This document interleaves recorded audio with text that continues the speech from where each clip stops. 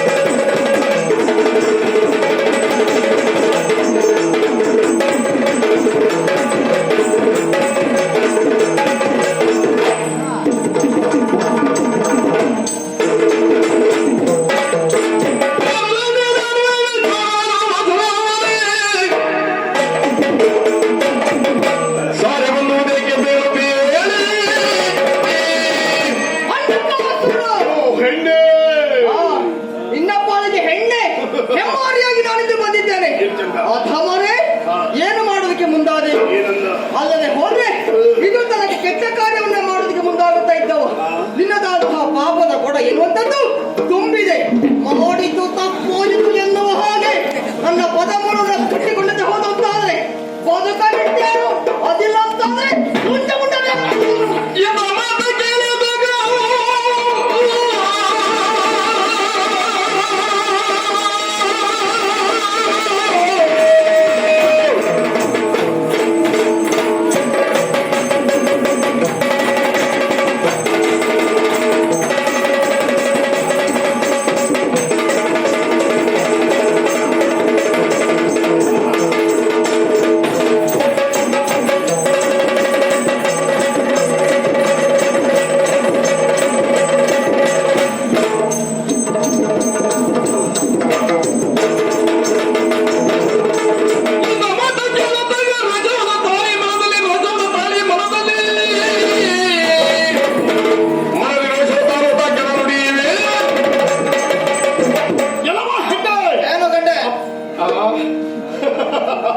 ಏನು ಭಾವ, ಏನು ಒಲವು, ಎಂತ ಒಯ್ಯಾದ ನುಡಿ.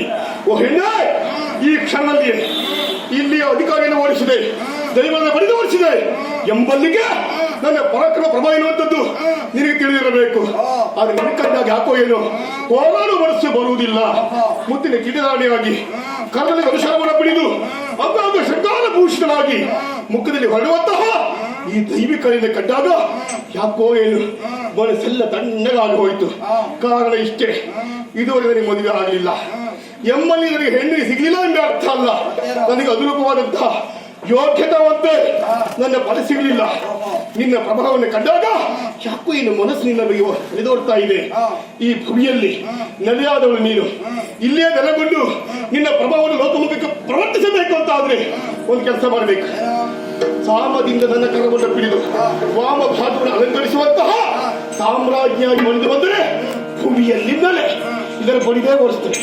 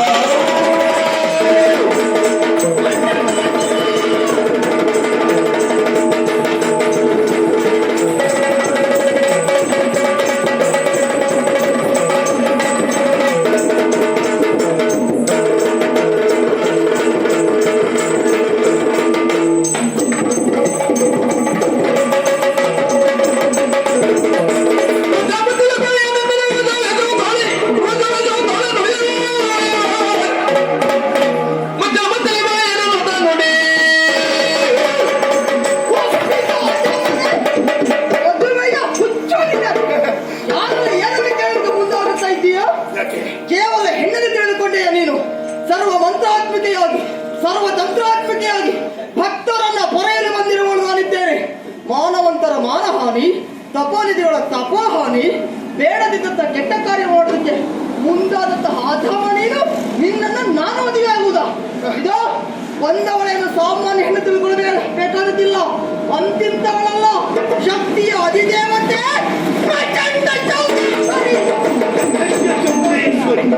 ಪ್ರಚಂಡ ಚೌಡೇಶ್ವರಿ ನೀನೇ ಬೇಕಿತ್ತು ನನಗೆ. ಈ ಭೂಮಿಯಲ್ಲಿ ನಿನ್ನನ್ನು ದಕ್ಕಿಸಿಕೊಳ್ತೇನೆ. ಬಾ, ಗೆದ್ದೇ ನಿನ್ನನ್ನು ಒಲಿಸಿಕೊಳ್ತೇನೆ.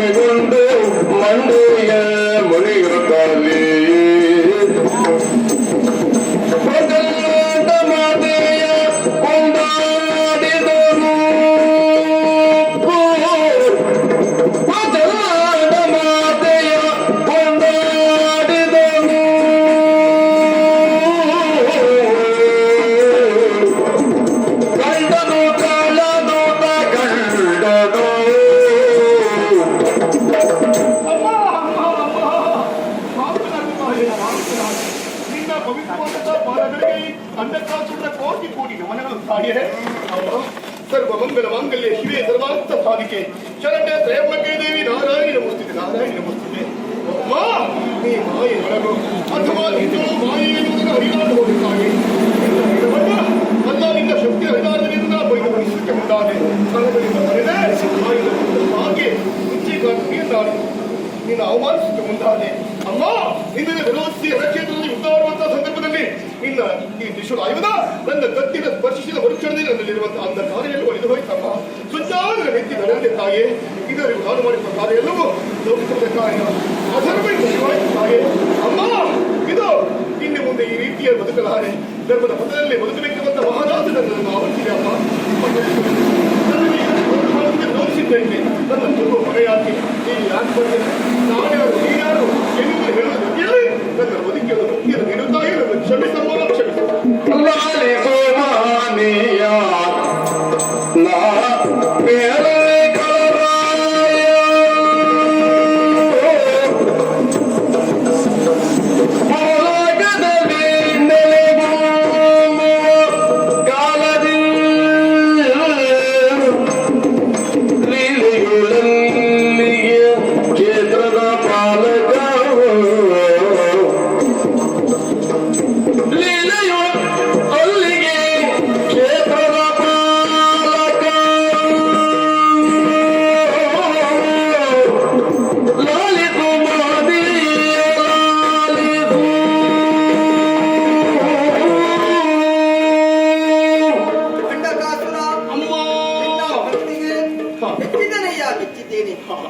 ಅಜ್ಞಾನ ಎನ್ನುವಂತಹ ಅಂಧಕಾರ ಹೋಗಿ ವಿಜ್ಞಾನ ಎನ್ನುವಂಥದ್ದು ನಿನ್ನ ಮನದಲ್ಲೇ ಮೂಡುತ್ತಾ ಉಂಟು. ಕಾರಣ ನನ್ನದಾದಂತಹ ಪ್ರಭಾವವೋ ನನ್ನದಾದಂತಹ ಶಕ್ತಿಯೋ ನಿನ್ನ ಮೇಲೆ ಬೀರಲ್ಪಟ್ಟಾಗ ನಾನೇನು ನನ್ನ ಯೋಗ್ಯತೆಯನ್ನು ನಮಗೆ ಚೆನ್ನಾಗಿ ಅರ್ಥೈಸಿಕೊಳ್ಳೋದಕ್ಕೆ ಮುಂದಾಗುತ್ತಾ ಇದ್ದೇನೆ.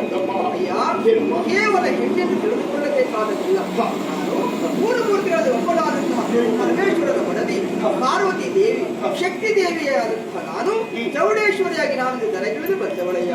ಕಾರಣ ಇಷ್ಟೇ, ವಾರಣಾಸಿಯಲ್ಲಿ ಉಂಟಾಗುತ್ತಿರುವಂತಹ ಅಧರ್ಮವನ್ನು ದೂರ ಮಾಡಿ ಧರ್ಮವನ್ನು ನೆಲೆಗೊಳಿಸಬೇಕು, ಶಾಂತಿಯನ್ನು ನೆಲೆಗೊಳಿಸಬೇಕು ಅನ್ನುವ ಕಾರಣಕ್ಕಾಗಿ ನಾನು ಈ ಪೂರ್ವಕ್ಕೆ ತಿಳಿದು ಬಂದವಳಾಗಿದ್ದೇನೆ.